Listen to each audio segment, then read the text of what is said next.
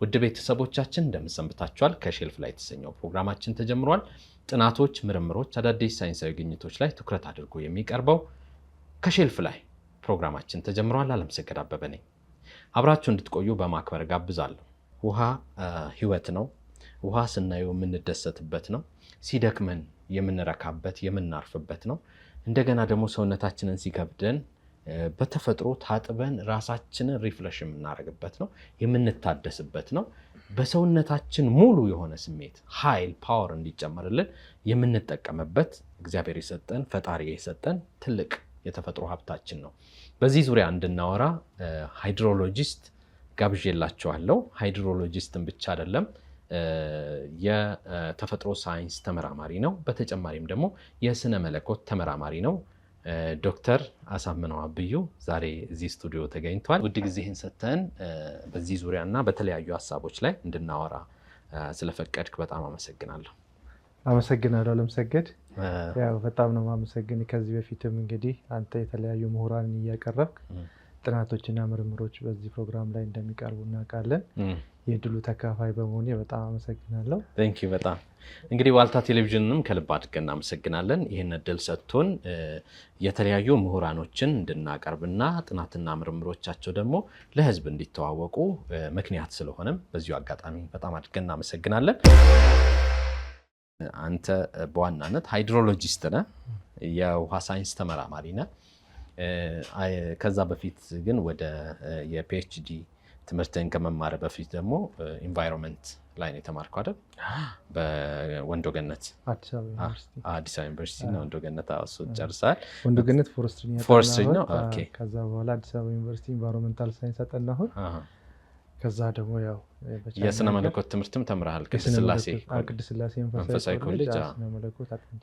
ስለዚህ እነዚህ ነገሮች ውሃን ያስተሳስሩታል። በጣም ተፈጥሮ ከኛ ጋር የተሰራ ነገር ነው። ተፈጥሮን ማወቅ በራሱ ያው እኛነታችንን ማወቅ ስለሆነ ከተፈጥሮ ላይ ብዙ ነገር የምንማረው ነገር አለ። በስነ መለኮቱም ስትመለከተው በሳይንሱም ስትመለከተው ይህንን ግንዛቤ ለመገነዛዘብ ነው ዛሬ ተንደርድረህ አንተም በቃ ወደዚህ ውስጥ የገባኸው ከውስጥ የነበረ ስሜት ነው። አንተ አሁን ሃይድሮሎጂ ስለመሆን ወይም ደግሞ የውሃ ሳይንስ ተመራማሪ ሆነ ዱሃ ዩኒቨርሲቲ ውስጥ ነው አይደል የተማርከው? ቻይና ዩኒቨርሲቲ ነው። ምንድነው በእርግጥ እንደዚህ አስበህ የምትለው ነገር አይደለም። እግዚአብሔር በዛ ውስጥ የሚያስቀምጠው ነገር አለ። ግን እዚህ ውስጥ በማለፌ በጣም ደስተኛ ነኝ። ስነ መለኮትን በማጥናቴ እጅግ በህይወቴ ከምኮራበትና ደስ ከሚለኝ ነገር አንዱ ነገር ነው።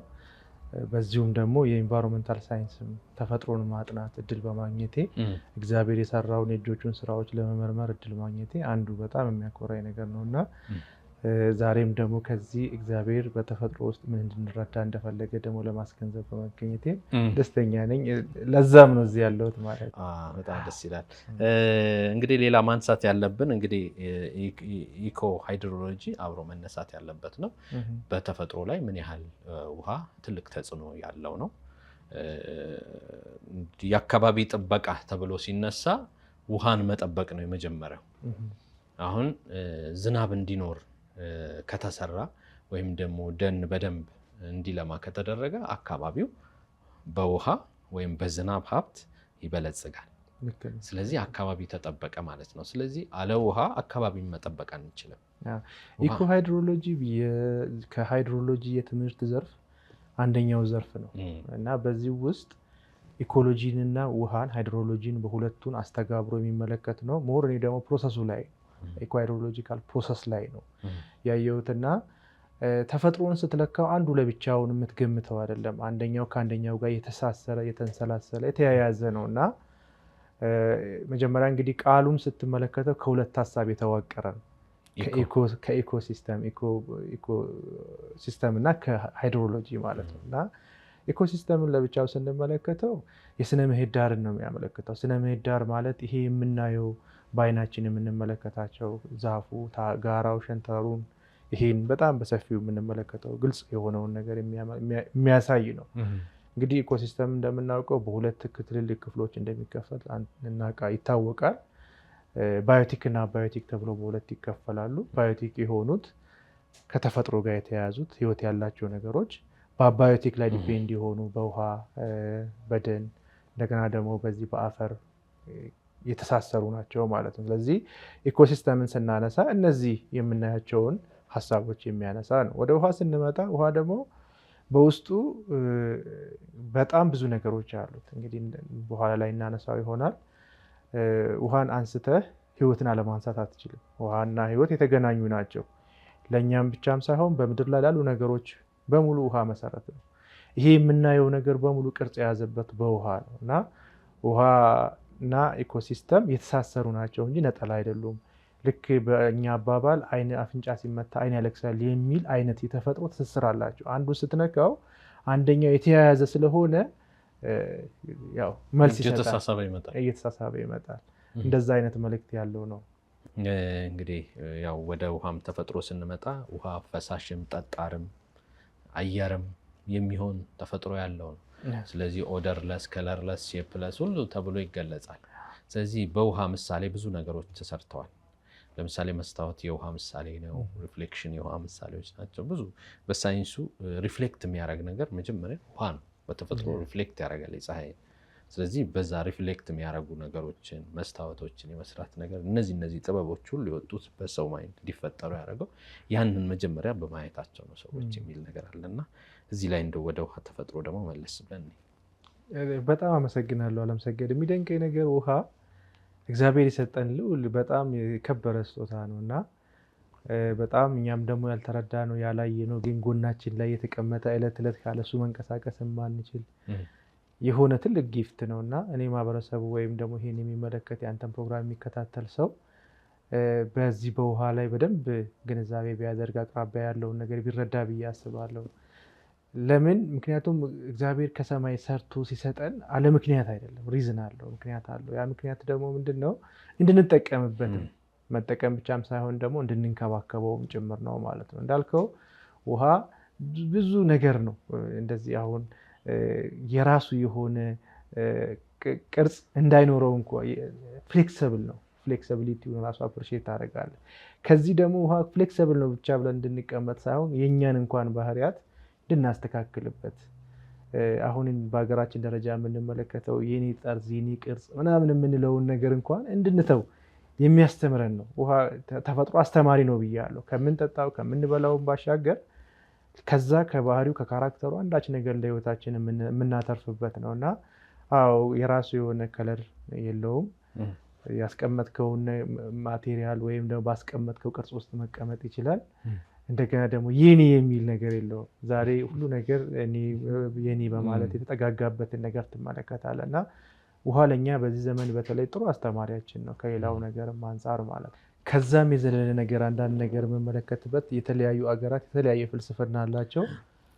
አንድ የሁለት ሀገራትን ኤዥያ አካባቢ ያሉ ሀገራትን ፍልስፍና ስመለከት እደነቃለሁ በጣም። ለምሳሌ ቻይኖች በቅርበትም ትንሽ የማወቅና የማየት እድል ስላገኘሁኝ የእነሱ ፍልስፍና ምንድነው የሚያመለክተው? ውሃ ንጹህ ከመሆኑ የተነሳ ሲያዩት ክሊር ስለሆነ ሰው በቃ ህይወቱ ልቡ ንጹህ ቢሆን ብለው የሚወዱበት መንገድ አለ እና የውሃን ፍልስፍና ስትመለከት እነሱ የሚጠቀሙበት ይሄን ነው አንደኛው ማለት ነው። ሌሎች የጃፓኖችን ፊሎሶፊ ስትመለከት ደግሞ ውሃ በተለያየ መንገድ አቅም እንዳለው በቃ በኢነርጂ ስትመለከት ትልቅ ኢነርጂ ላመጣ የሚችል አንድን ነገር ደርምሶ ጠርምሶ መሄድ እንደሚችል እንደገና ደግሞ አንድ ቦታም እንኳን ብታስቀምጠው ያን ሲንክ አድርጎ ፔኔትሬት አድርጎ የመሄድ ጊዜ እንደሚፈልግ እና በእኛ አባባል የሚታወቅ ይመስለኛል አንድ ጠብታ ውሃ በሂደት ቀስ በቀስ ድንጋይ ትሰብራለች የሚባል ነገር አለ እና ከኛም ፍልስፍና ጋር የተቀራረበ ነገር አለው እና ውሃ ማለት በጣም እንደዚህ አይነት ብዙ ነገሮችን የያዘ ሰዎችን የሚያረጋጋ እንደውም ወደ ሌሎች ሀገራት አደጉ ሀገራት ስትመለከት ትልቅ ሰዎች ቁጭ ብለው ሀሳባቸውን ኮንሰንትሬት ለማድረግ ፊሽንግ ያደርጋሉ፣ አሳ ያጠምዳሉ። ቁጭ ብለው በማስተዋል ከተፈጥሮ ጋር በመገናኘት ራሳቸውንም በማስገን አስተሳሰባቸውን በማረጋጋት ከዛ ከተፈጥሮ ጸጋ ውስጥ አንዳች ነገር ለነፍሳቸው ለህይወታቸው የሚሆን ነገር የሚወስዱበትን ነገር ትመለከታለህ። ዋናም አንደኛው ነው። በመዋኘት ስፖርትም እየሰራ ራስንም እያዝናና ከዛ ውስጥ የሚገኘውንም በገጸ በረከት እየተካፈልክ የምታልፍበት ነገር ነው። ሞር እኔ በጣም ውሃን ስመለከት ከመጽሐፍ ቅዱስም የሚያነሳቸው ነገሮች እነዚህ ናቸው። በቃ መንፈስ ቅዱስን እንኳን በዚህ በውሃ የገለጸበት አቅምም ፓወሩም እንደገና ደግሞ እርጋታውም ጽናቱም በአንተ ውስጥ ማረፉም እና አልተዋችሁም ሲል መንፈስ ቅዱስን በልብ ውስጥ አስቀምጦ መሆኑ ስትመለከት እግዚአብሔር ምን ያህል ለሰው ልጆች ተጠንቅቆ ይህንን ውድ ስጦታ እንደሰጠ እንድረዳ ያደርገኛል ማለት ነው። ሁለቱም የሚገናኙልኝ ሳይንሱም የመንፈሳዊ ትምህርቱ የሚገናኙልኝ እንደዚህ አይነት መስተጋብር ሲፈጠር ነው ማለት ነው። የኛም ሀገር ብዙ ውሃን በተመለከተ ብዙ ፍልስፍናዎች አሉ። ለምሳሌ ወፍ ያልቀመሰው ውሃ ይባላል። ወፍ ያልቀመሰው ውሃ ብለው አባቶቻችን ለምሳሌ ልክ ጳጉሜ 5 አንዳንዴም ደግሞ ጳጉሜ 6 ስትሆን ሌሊት ላይ 11 ሰዓት ሄደው ወንዝ ውስጥ ይነከሩና ያኛው የአሮጌውን ዓመት ማንነት አጥበው ወደ አዲሱ መሸጋገሪያ የሆነ ውሃው በተረጋጋ ሰዓት ራሳቸውን የማደስ ነገር አለው፣ የመታደሻ ወደ ሌላ ርዕሰ ጉዳይም ገባን እና በዚህ ላይ ብዙ ነገሮችን ማየት ይቻላል።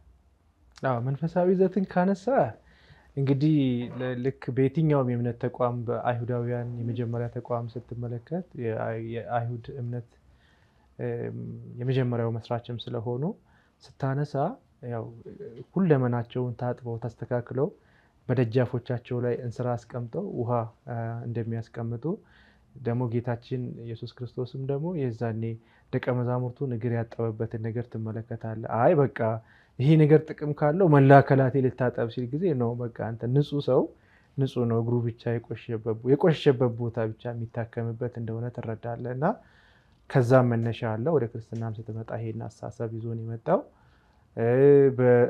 በሙስሊሙ ማህበረሰብ ወደ ጸሎት ከመገባቱ በፊት የመንጻት ስርዓት እንደሚደረግ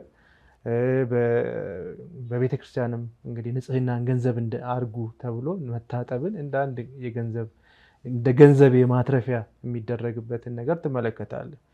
ሌላው የኃጢአትን ማንጽያ እንደሆነ እዛው መጽሐፍ ቅዱስ ውስጥ የምንመለከተው ነገር አለ። ጲላጦስ ወጥቶ እጁን የታጠበበት ነገር ኃጢአት ለካ በውሃ ይነጻል እና እዛ ቴክስተንት ሰዎች በመጸበልም በመጠመቅም በመጠጣትም እንደዚህ አይነት ነገር ከክፉ ነገር የሚለዩበት የሚወጡበት አስተሳሰባቸውን የሚያድሱበት ማንነታቸውን የሚያነጹበት ነገር እንደሆነ ትረዳለህ። ስለዚህ ይሄ ምን ያህል ለውሃ የተሰጠው መንፈሳዊ ቫሊዩ ከሳይንሱ ጋር እንደሚጣመር የምትረዳበት ነገር ነው። በጣም ደስ የሚል እኮ ነው። እና እንግዲህ ውሃ የዓለማችንን 70 እና ከዛ በላይ ፐርሰንት የያዘ ነው። ስለዚህ ውሃውን ብንመጣው ከዓለም ላይ ዓለም ኦልሞስት 25% ነች ማለት ነው ቢነሳ። ስለዚህ ኤግዚስት አታረግም ማለት ነው። ባላንስም ላይኖራት ይችላል። እሱ አንድ ነገር ነው። ሁለተኛ ሰውነታችን ቅድም እንዳልከው አንጎላችን ስንት ፐርሰንት፣ አይናችን ስንት ፐርሰንት ውሃ ነው። ስለዚህ ይህንንም እንድናስብ ለምሳሌ አንዳንድ ጊዜ ሰዎች ሜሞሪያቸውን በትክክል አስተሳሰባቸውን በትክክል ማሰብ የሚቸግራቸው ጊዜ አለ። ልክ ያን ሰዓት ውሃ ጠጡ ነው የሚባልና ውሃን ስትጠጣ የውሃ መጠንህ ከሰውነት ውስጥ ባላንስ ሲያደርግ በደንብ ማሰብ ትችላለህ፣ በደንብ መንቀሳቀስ ትችላለህ። ኢነርጂ እንደገና ወደ ሰውነት እንዲገባ የማድረግ ነገር አለውና ይህንንም እንደ ሀሳብ ማየት ይችላል። ውድ ቤተሰቦቻችን ከሼልፍ ላይ የተሰኘውን ፕሮግራማችንን በዋልታ ቴሌቪዥን ላይ እየተከታተላችሁ ነው። አለምሰገድ አበበ እያስተናገድኳችሁ ነው። እንግዳዬ ደግሞ ዶክተር አሳምነው አብዩ ነው። ከእሱ ጋር ነው ቆይታ እያደረግን ያለ ነው። እንግዲህ ውሃም ጠጣ። አመሰግናለሁ። ስለ ውሃ እያወራን ውሃ ለመጠጣት አይቻልም። ስለዚህ ምናልባት እንደው ትንሽ ከተፈጥሮ ወጣ እንበልና ደግሞ ሀገራትን እናስብ። ምንም ወንዝ የሌላቸው ሀገሮች አሉ። ለምሳሌ እንደ ሳውዲ አረቢያን እንመለከታለን። ሳውዲ አረቢያ ምንም ወንዝ የሌላት ሀገር ናት በዓለማችን። ነገር ግን ውሃን እንዴት እንደሚጠቀሙ እናውቃለን። ወደ እስራኤልም ስንመጣ ደግሞ እስራኤል በውሃ ቴክኖሎጂ ብዙ ምርትን ማምረት የቻለች የተለያዩ ውሃዎችን በግሪን ቴክኖሎጂ ብዙ የግብርና ስራዎችን ይሰራሉ። ስለዚህ ሀገራት ያላቸውን ውሃ የሚጠቀሙበት መንገድ በተለያየ ሳይንስ ራሳቸውን እንዲያሳድጉና በተለይ በግብርናው ዘርፍ ምርቶቻቸውን እንዲያሳድጉ ከፍ እንዲያደርጉ ምክንያት ሆኗቸዋል። ለግብርና ተመራማሪዎች በተለይ በመስኖ ዘርፍ ላይ ላሉም ሰዎች መንገር ያለብን ነገር አለ ብዬ አምናለሁና ያንተም የምርምር ውጤት አንዳንዶቹ በዚህ ላይ ነካነካ ያደረገ ይመስለኛል። ምን መሰለ አገራት ይህንን ሀብት ከመጠቀም አንጻር በጣም ትኩረት ሰጥተው የሚሰሩ ሀገራት አሉ፣ ትኩረት ሰጥተው የማይሰሩ ሀገራት አሉ። እንደገና ደግሞ ችግሩ ሲከሰት ፊታቸው ድቅን ሲል ያንን ችግር ለመመከት የሚሰሩ ሀገራት አሉ። ግን ውሃን በስነስርዓት ሰስቴን አድርገው የተጠቀሙ ሀገራት በጣም በተለያየ መንገድ የተጠቀሙ ናቸው። ለምሳሌ ቅድም ያነሳቸው የአረቡ ክፍል ዴዘርት ነው። ብዙ ፓርታቸው በጣም ቆላማና በረሃማ የሆነበት ቦታ ትመለከታለህ። ዘሜን ታይም ደግሞ በጣም በውሃ የተዋቡ ሄደህ ማትጨርሳቸው በጣም የተንኮተኮቱ አንተም ሄደህ የምታርፍባቸውን ደግሞ አርቲፊሻል የሆኑ ሌኮችን ሰርተው አርቲፊሻል በሆነ መንገድ ትራንስፖርት አድርገዋቸው ሲጠቀሙ ትመለከታለህ። ይሄ የእውቀት እንግዲህ ብልሃት ነው።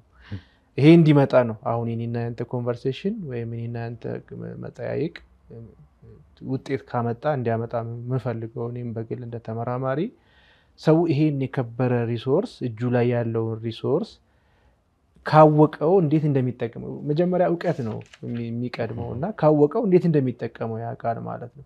ስለዚህ ሀገራት በግለሰብ ደረጃ እንደዚህ ካወራን ሀገርም ይሄ ያለውን የከበረ ሪሶርስ አውቆ እንዲጠቀምበት ነው። አሁን በዚህ ሰዓት ላይ በተለይ ከአባይ ጉዳይ ጋር ተያይዞ ያለው መነቃቃት በጣም ደስ የሚል ነገር ነው። ስለዚህ ውሃችንን እንድንጠቀም በጣም የሚያነቃቃ ነው። ውሃ ትልቅ ሀብት እንደሆነ የሚታወቅ ነው። እንደምታውቀው ዶክተር ኢንጂነር ስለሺም ሄደው በዓለም ደረጃ አገሪቷ ለሀብቷ ያላትን መብት እስከምን ድረስ ሄዳ መታገል እንዳለባት በጠቅላይ ሚኒስቴሩ ጽሕፈት ቤት እየተደረገ ያለው ልኡካን እየሄዱ የሚያነጋግሩበት መንገድ ለውሃ እኛ ትኩረት መስጠታችንን ከዚህ በፊት ለዛ ጉዳይ በዚህ እኮ ሲያልፍ የኖረ እኮ ውሃ እኮ ነው እግዚአብሔር ይስጣቸው ብሎ መመረቅ ያስፈልጋል። የታችኞቹ ተፋሰስ ሀገራትን እንድንነቃቃ አድርገውናል። አሁን የሚሰራውን ያህል አሁን በደንብ ማህበረሰቡ ላይ አዌርነስ ክሬሽን በደንብ እየተሰራ ነው። መንግስትም በዚህ ጉዳይ ላይ ያለውን ትኩረት እያሳደገ ነው። መንግስታዊ ያልሆኑ ተቋማትም ወደዚህ የማየት ነገራቸውን መንግስት የሚፈልገው ነገር ላይ ነው ዳይሬክት የሚያደርገው እና የሚፈልገውን ኢንተረስት ነው ወደ ሀገር ኢንቫይት የሚያደርገው እና ያለው መነቃቃት የሚናቅ አይደለም። ግን እንደሚታሰበው አልጠቀምንበትም። አንተ ያነሳኸው ሀሳብ ላይ እዛ ላይ እስማማበታለሁ። የሚታሰበውን ያህል አልጠቀምንበትም። መጠቀም ነበረብን፣ ግን ስቲል ሌት አይደለንም። በቃ ቆንጆ ጊዜ ነው። አሁን ሀገሪቷ ጥሩ የእድገት ጊዜ ላይ ነች። ዘመኑም ይፈቅድልናል። አስተሳሰቡም የሚቻልበት ነው። ከዚህም በላይ በልህቀት መስራት ይቻላል። በዛ አምናለሁ። እንዳልከው የተጠቀሙ ሀገራት አሉ። ሀገራችን ደግሞ አሁን ከዚህ በኋላ በደንብ እንደምትጠቀምበት ተስፋ አደርጋለሁ።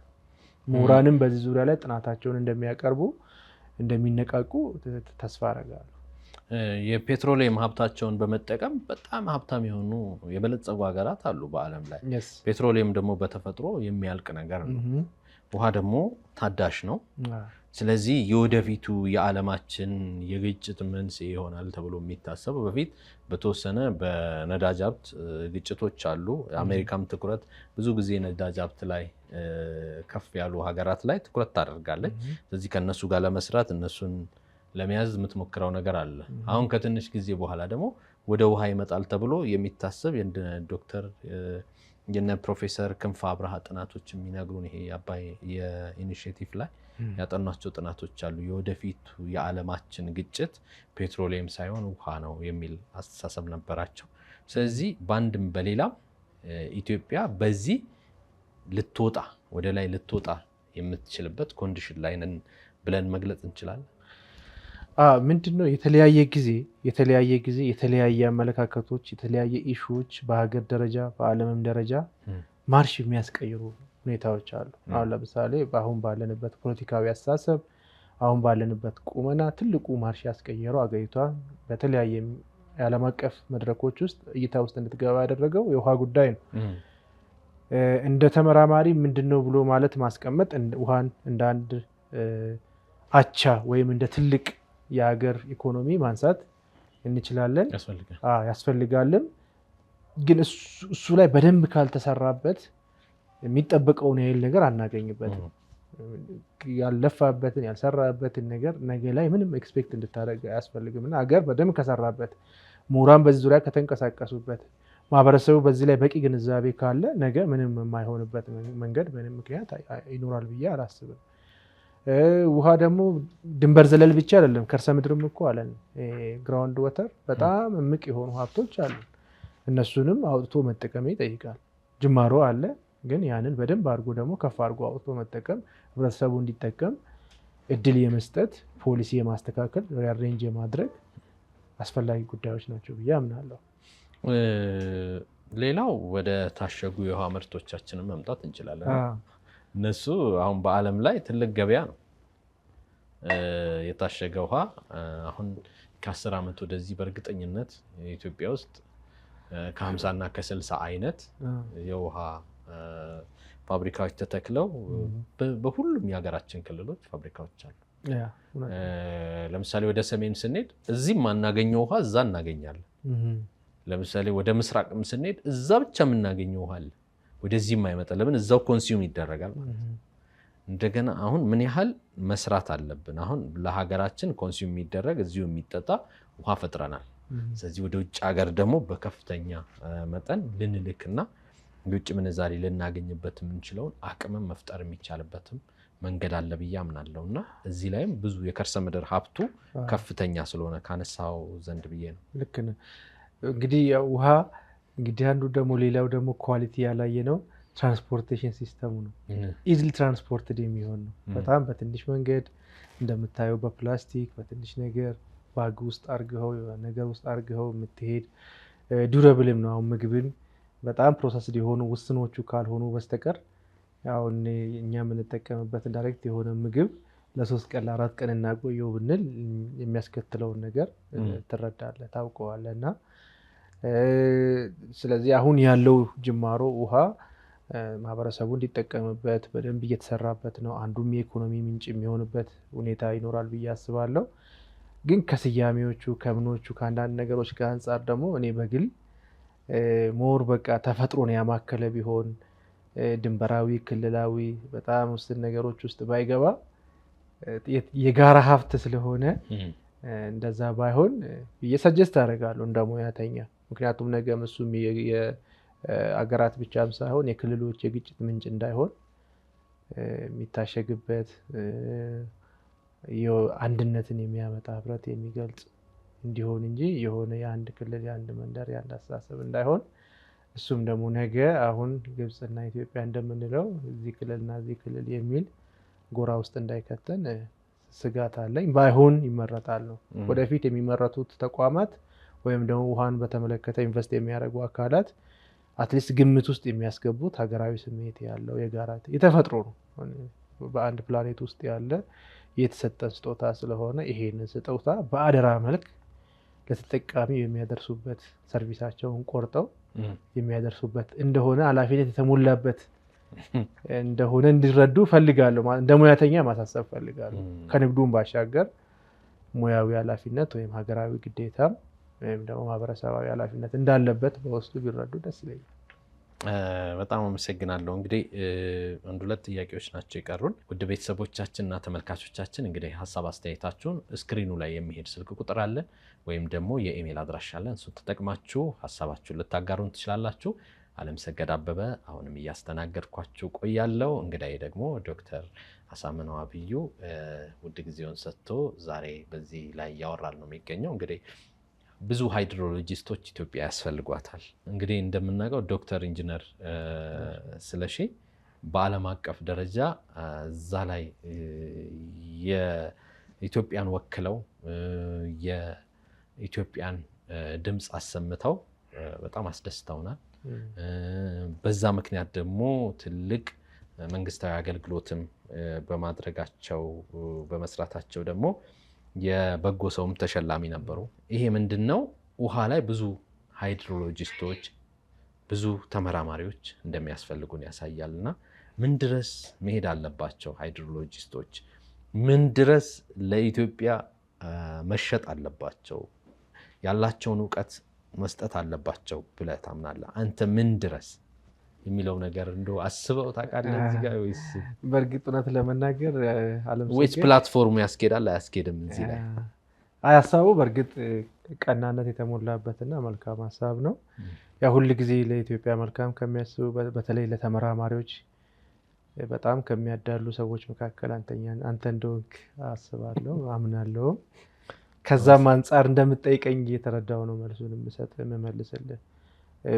በብዙ መልክ ኢትዮጵያ ውስጥ የተለያዩ ስነ ምህዳሮች ላይ ወይም ደግሞ የተለያዩ የትምህርት ዘርፎች ላይ ስንመለከት ጉለቶች አሉ። ሞር ግን እኔ አሁን የተጠራሁበትን ግብ ከማድረስ አንጻር በሃይድሮሎጂ ላይ ብዙ ምሁራን በቂ ወይም ብዙ ምሁራን አሉ በቂ ናቸው ግን ብዬ አላምንም። እና ሙያው ትምህርቱ ከዚህ በላይ ምክንያቱም ከአጎራባች ሀገራት ጋር የሚያገናኝ ከዓለም ጋር የሚያወያይ እስከሆነ ድረስ ያንን መድረክ የሚመጥኑ ምሁራንን ማዘጋጀት ደግሞ የሀገሪቱ ኃላፊነት ነው ብዬ አስባለሁ። እና የለም አልልም፣ አለ፣ በጣም ቆንጆ ነገር አለ። እኛም የዛ ውጤቶች ነን። ግን ከዚህ በላይ ደግሞ መሰራት አለበት በሚለው ግን እስማማለሁ። በጣም መታየት አለበት። ኢሹ በጣም ጥሩ ኢሹ ነው። ፖለቲካል ኢሹ ነው። ሀገራዊ ጉዳይ ነው። የህይወት ጉዳይ ነው። ዝም ብለህ ቀለል አድርገህ የምታልፈው ጉዳይ አይደለም። እና አንድ ሀገር ማህበረሰብ ካላት ለማህበረሰቡ ደግሞ ቆንጆ ኢንቫይሮንመንት መስጠት አለባት። ለኢንቫይሮንመንት ክሬት ለማድረግ ደግሞ ውሃ ያስፈልጋል።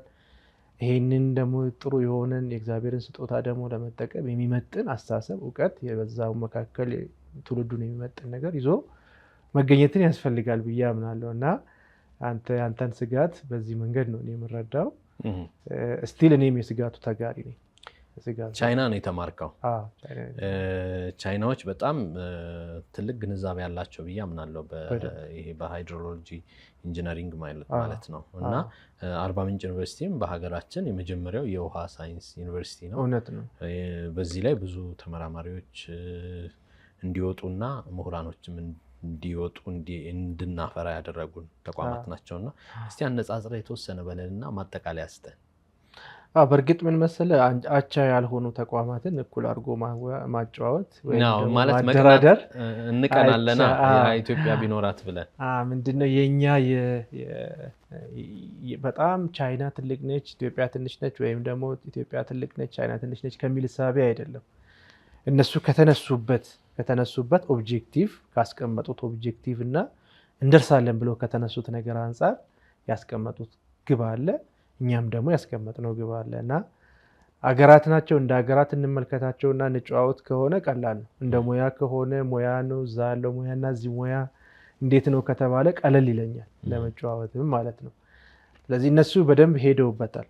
አሁን አርቲፊሻል ፕሪሲፒቴሽን እና በአርቲፊሻል በሆነ መንገድ ዝናብን መጠቀም የሚቻልበት አእምሯቸው በጣም የበለጸገበት በዛ ዙሪያ ላይ ገንዘብን ኢንቨስት ያደረጉበት ሙያተኛ ያፈሩበት እንደገና ደግሞ በየጎጡ በየመንደሩ እንትኖችን ሃይድሮፓወር ግድቦችን የሚሰሩበት እዛ ደረጃ ላይ ነው ያሉት እና አካባቢዎችን ኤሌክትሪፋይ ያደርጋሉ። በጣም እንደገና ደግሞ በጣም በአርቲፊሻል በሆነ መንገድ ሞዲፋይ አድርጎ የመስራት ነገር ላይ የተካኑ ናቸው እና ኢንቫይሮንመንታቸውንም ደግሞ ያው የተለያየ ናቹራል ዲዛስተርስ አላቸው። ምክንያቱም አርቲፊሻል ስለሆነ ሪል የሆነ ገጸ በረከት የላቸውም። የመሬት አቀማመጣቸውም የተለያየ ጊዜ እንግዲህ በሚዲያም እንደምንመለከተው ለአካባቢ ብክለትም ከሞንጎሊያ አካባቢ ተነስቶ የሚመጣ ከፍተኛ የሆነ ወደ ቤጂንግ የሚነፍስ ትልቅ ንፋስ አለ። እሱም ትልቅ ተጽዕኖ ነው። እንደገና ደግሞ በረሃማነቱም የመሬት አቀማመጣቸው ምቾት ማጣቱም ማለት ነው። የኛ ግን በተፈጥሮ ራሱ በጣም ቀና የገራ ብንጠቀምበት 13 ዓመት ጸጋ የተሞላ ምድር ነው ያለንና ከዚህ አንጻር አቻ ለማንሆንበት ነገር አለ። ከቴክኖሎጂው አንጻር ግን ቀድመው ሄደዋል። አሁን እኛ ጋር ግን በዚህ ዙሪያ ላይ በደንብ መሰራት አለበት ብዬ አምናለሁ። በተለያዩ በዚህ ዘርፉ ውስጥ ደግሞ የሚሰሩ ብዙ ሙያተኞች አሉ። እኔ መማቃቸው ከማቃቸውም በላይ የሆኑ ወደፊትም ደግሞ የሚኖሩ እንትኖች ይኖራሉ። ግን ስራው ቢሰራ በጣም መልካም ስራ እንደሆነ አምናለሁ። ማጠቃለያስ ምን ትላለህ? ማጠቃለያ እንግዲህ ምንድነው አንድ ድሉ ስለሰጠኝ በጣም ከልብ አመሰግናለሁ።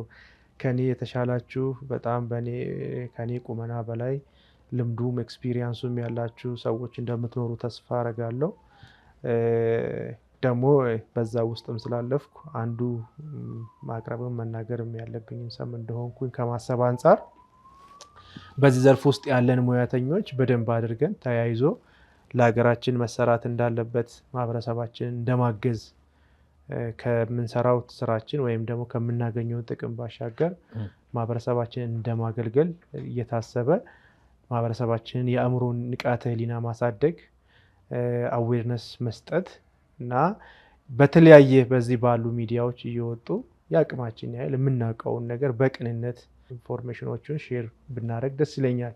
እንግዲህ በተጨማሪ አለምሰገድ ምንድነው ከጥናቶቼ አንድ በጣም ቤዚክ የሆነ ቦታ ላይ አባይ ሪሰርች ላይ አባይ ቤዚን ላይ ስላጠናሁኝ እዛ አካባቢ ላይ ለዲሲሽን ሜከሮችም እዛ አካባቢ ለሚኖሩ በዛ የቤዚን ተፋሰስ ሀገራቱ በተፋሰስ ቦታዎች ላይ የሚኖሩ ሰዎችንም መልእክት ማስተላለፍ የምፈልገው ምንድነው ሪሶርሱ በጣም እለት ተእለት የሚቀንስበትና እንክብካቤ የሚያጣበት ነገር እንዳለ የተለያዩ ጥናቶች ያመልክተዋል። እኔም ደግሞ ጥናቶች በዚህ ዙሪያ ላይ ከጂአይኤስ ጋር ተመርኩዞ ያጠናንበት ነገር አለና የዲሲሽን ሜከሮች ወይም ኃላፊነት የሚሰማቸው አካላት የዚህ ጉዳይ ባለቤቶች ማህበረሰቡን ከማንቃት ህብረተሰቡን ከመጥቀም አንጻር ለረጅም ርቀት ጉዞ ተፈጥሮን ከመከባከብ አንጻር መሰራት አለበት ብዬ አምናለሁ እና እዛ አካባቢ አረንጓዴ አሻራ መደረግ አለበት በደንብ ከሌሎች በተለየ ይሄ በጣም ትልቅ እንደ ሀገር የአባይ ቤዚን ትልቅ ቤዚን ነው እና ትልቅ ቤዚን ነው እና ቤዚኑ በደንብ መታየት መቻል አለበት።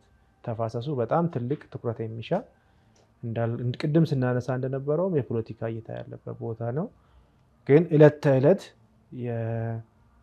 የመሬት ለውጥ ማምጣት የውሃው ሀብቱ መቀየር ወደ ሌሎች የመቀየር ነገር የጎላ ስለሆነ ትኩረት ልናደርግበት ይገባል ብዬ አስባለሁ። እንግዲህ እኔም ካሳለፍኩት ጥቂት ነገር ነው ለማካፈል እዚህ የመጣሁት ማለት ነው። እድሉን ስለሰጠኝ አመሰግናለሁ። በጣም አመሰግናለሁ። እንግዲህ ውሃን ጠጣ ማሳረቂያ እንግዲህ ውሃችንን ጠጣ። ይህን ውሃ የሰጠንንም ፈጣሪያችን እናመሰግናለን።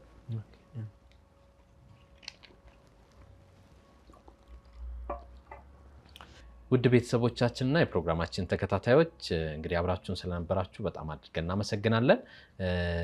ወንድማችን ዶክተር አሳምነው አብዩም ውድ ጊዜውን ሰጥቶ ዛሬ በውሃ እና ተዛማጅ ርዕሰ ጉዳዮች ዙሪያ የተወሰኑ ሀሳቦችን ስላጋራን በጣም አድርገን እናመሰግናለን።